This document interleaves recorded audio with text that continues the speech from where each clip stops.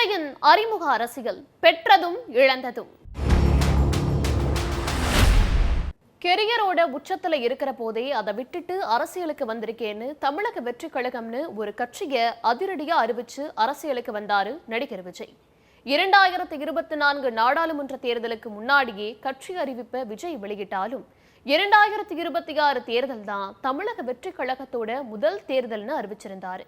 மாநாட்டில் கொள்கை தலைவர்கள் யாரு, கொள்கை எதிரிகள் யாரு, அரசியல்ல தனக்கு எதிரி யாருன்னு சொன்னாரு. கூட்டணிக்கு வரவங்களுக்கு ஆட்சியிலையும் பங்கு, அதிகாரத்திலையும் பங்குன்னு அதிரடி செஞ்சாரு. ஆனா இதுவரைக்கும் விஜய் மக்களோட நின்று அரசியல் செய்யல.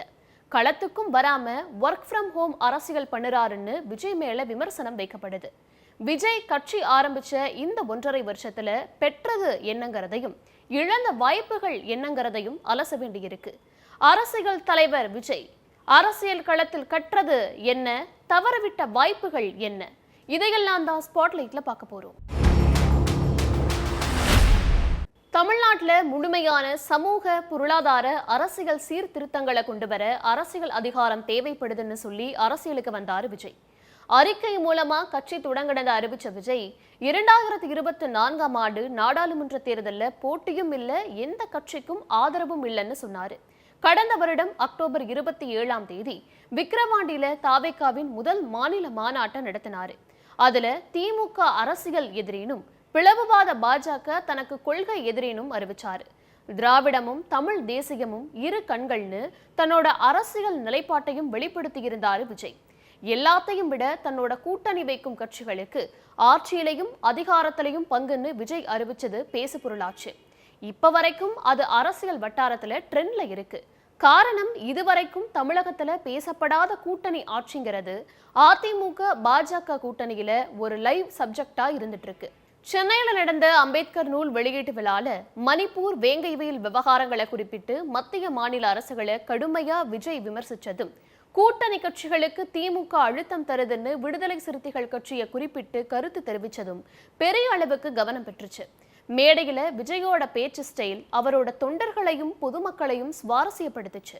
அடுத்து 2025 ஜனவரியில பரந்தூர் விமான நிலையத்துக்கு எதிராக போராடியவங்களை நேர்ல சந்திச்சு ஆதரவை வெளிப்படுத்தி தன்னோட முதல் போராட்ட களமாவும் அதை அறிவிச்சாரு. தாவேகாவின் 2ஆம் ஆண்டு தொடக்க விழால தமிழ்நாட்டில் நடக்கிற மற்ற பிரச்சனைகளை மையப்படுத்தி மத்திய மாநில அரசுகளை கடுமையா விமர்சிச்சாரு. மகளிர் தினத்துல பெண்களுக்கு எதிராக அதிகரிக்கிற குற்றங்களை வரிசைப்படுத்தி பெண்களுக்கு பாதுகாப்பு வழங்கிய தவறிய திமுக அரசை மாற்றுவோம்னு பேசினாரு.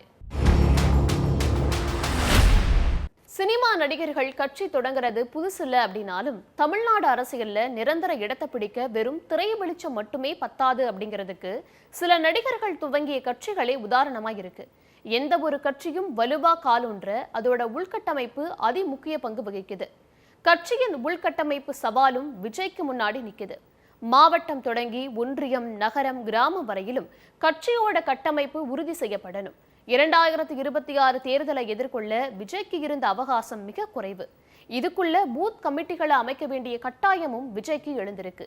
வியூகங்கள், பிரச்சாரங்கள், திட்டங்கள்னு தேர்தலை எதிர்கொள்ள அனுபவம் வாய்ந்த தலைவர்கள் விஜய் பக்கத்துல இல்லாததும் அவருக்கு தடுமாற்றம் தான்.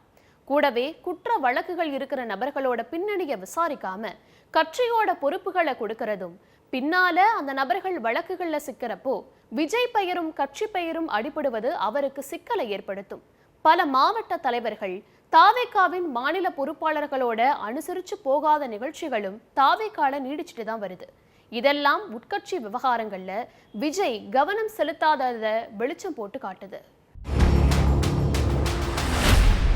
கட்சி ஆரம்பிச்சதுக்கு அப்புறமா பெரியார் பிறந்தநாள் என்று பெரியார் திடலுக்கு போய் மரியாதை செலுத்தினாரு. இங்கேயும் கட்சிக்காரங்க யாரும் இல்ல. விஜய் போறதே சஸ்பென்ஸா இருந்துச்சு. விஜய் அங்க போனதுக்கு அப்புறம் தான் திடல் நிர்வாகிகளுக்கே தெரிஞ்சதுன்னு சொல்றாங்க. இப்போ திருப்புவனம் மடப்புறத்துல உயிரிழந்த அஜித்குமார் வீட்டுக்கு கூட முகத்தை மறைச்சிட்டு போய் கார்ல இருந்து இறங்குறப்பதான் விஜய் முகத்தை காட்டினாரு. எப்பவும் வெள்ளை சட்டை, வெள்ளை பேண்ட்ல இருக்க புசி ஆனந்த் டிஷர்ட் போட்டுட்டு போனாரு. அந்த துக்க வீட்லையும் விஜயை பார்த்தவங்க ஆர்ப்பரிச்சு தலைவான கோஷம் போட்டாங்க. தன்னை பார்க்க கூட்டம் சேர்ந்துடுன்னு விஜய் பயப்படுறாரா, இல்ல அவருக்கான பாதுகாப்பு இருக்காதுன்னு அவரோட நலம் விரும்பிகள் நினைக்கிறாங்களான்னு தெரியல. 1.5 வருஷத்துல 4 நிகழ்ச்சிகள்ல தான் பொதுவெளியில விஜய் கலந்துகிட்டாரு. இதனாலதான் விஜய் இன்னும் முழுநேர அரசியல்வாதியா மாறலங்கிற பார்வையும் இருக்கிறதா சொல்லப்படுது.